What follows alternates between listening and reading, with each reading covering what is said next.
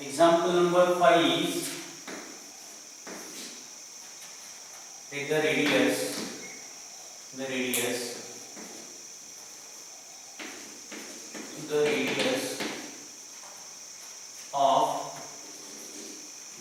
of soap bubble.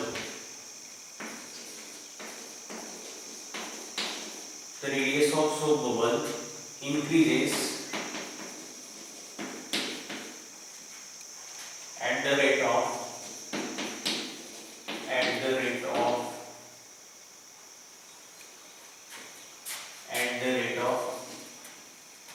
1 centimeter per second.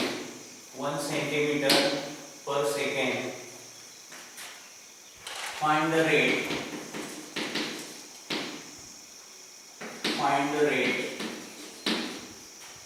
at which its volume increases.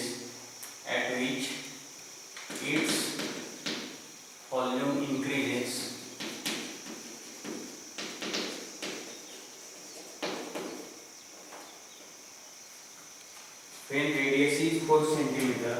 When radius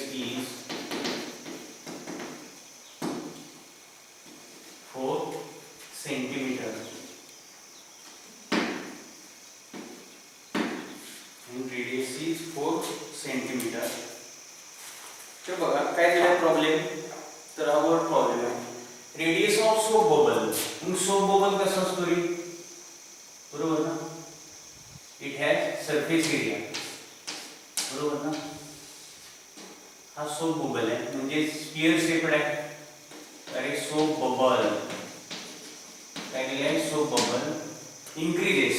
बरोबर म्हणजे increase होतं at the rate of 1 centimetre per second. Means radius increases म्हणजे with respect to time. म्हणजे जसा time change होईल तशी radius काय होते? इन्क्रीज होते. म्हणजे पहिल्यांदा आपण गिवन घेऊया.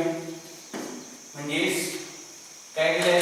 Rate of change of radius with respect to time म्हणजे dr/dt दिलाय. काय दिलाय? dr/dt.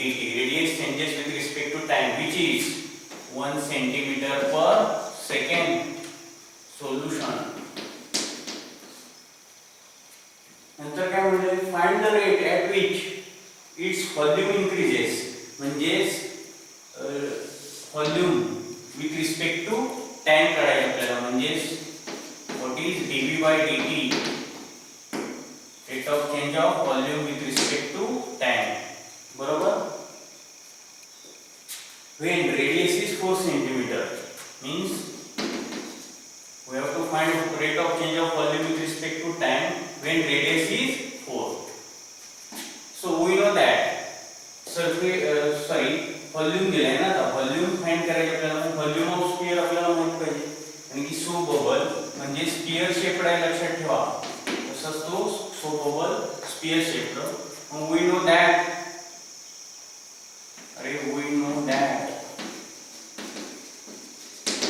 Volume of soap bubble काय? इट्स व्हॉल्यूम म्हणजे सोप बबलचा व्हॉल्यूम. अरे volume of soap bubble.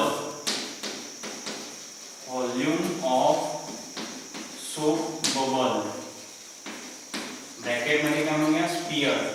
Which is sphere shaped आहे म्हणून काय म्हणूया? स्फियर. काय असतो?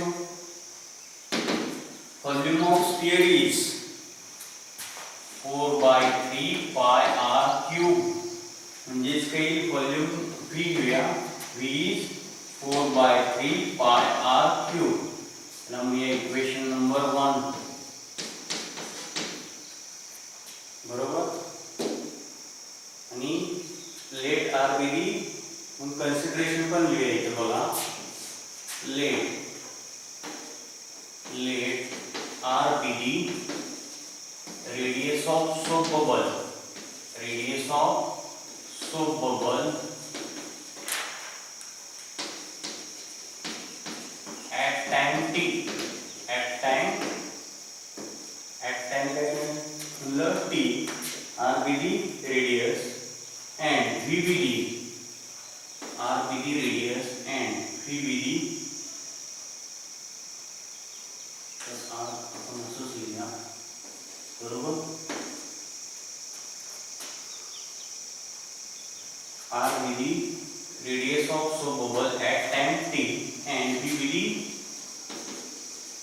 volume of soap bubble at time t. Volume of soap bubble at time t. बरोबर. मग याला काय करूया, वीज changes with respect to time. बरोबर. जसा टाइम चेंज होईल तसा व्हॉल्यूम चेंज होईल, कारण की radius is dependent on time. बरोबर. जे टाइम चेंज झाला की रेडियस चेंज होते, आणि रेडियस चेंज झाला की व्हॉल्यूम चेंज होतो. बरोबर. ते आपण बघितलं डेरिव्हेटिव्ह रेट मेजर मध्ये. बरोबर. चेन रूल वापरून. तर काय स्टेप नंबर फर्स्ट इज अरे differentiate equation 1 with respect to time. With respect to time, कारण की काय येतं आता dependent on time. Volume is dependent on time. म्हणजे v चं derivative with respect to t काय येईल, dv/dt. जसं y चं विथ रिस्पेक्ट x काय याचं डेरिव्हेटिव्ह मध्ये आपल्याला dy/dx. 4/3 कॉन्स्टंट आहे तो तसाच राहील. Pi v constant as it is, म्हणजे 4π/3 is constant. Take it outside. मग r³ चं काय येईल डेरिव्हेटिव्ह ऑफ x³ काय येतो, sorry derivative of x raise to n कोण सांगेल. अरे use derivative of x raise to n is nx raise to n minus 1.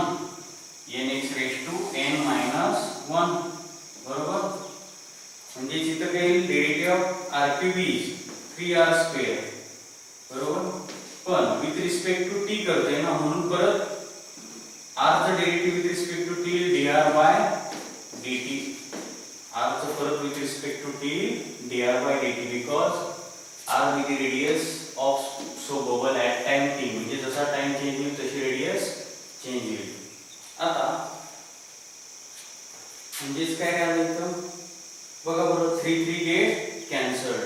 म्हणजेच काय येईल, अरे dv/dt इक्वल टू 4πr². 4π. आता r इज गिवन. अरे r is given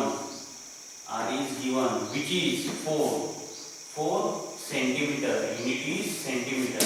Hum 4 put करूया. r² असल्यामुळे काय येईल 4². अरे 4². also dr/dt is given. अरे dr/dt is also given which is अरे dr/dt is 1 centimetre per second. म्हणजेच काय येईल 1 सेंटीमीटर पर सेकंड. 4² येईल 16. 16 into 4 64. म्हणजे ते 64 पाय into 1 येईल 64. आणि किंवा कुठल्याही नंबरनं मल्टिप्लाय करा तोच नंबर येतो.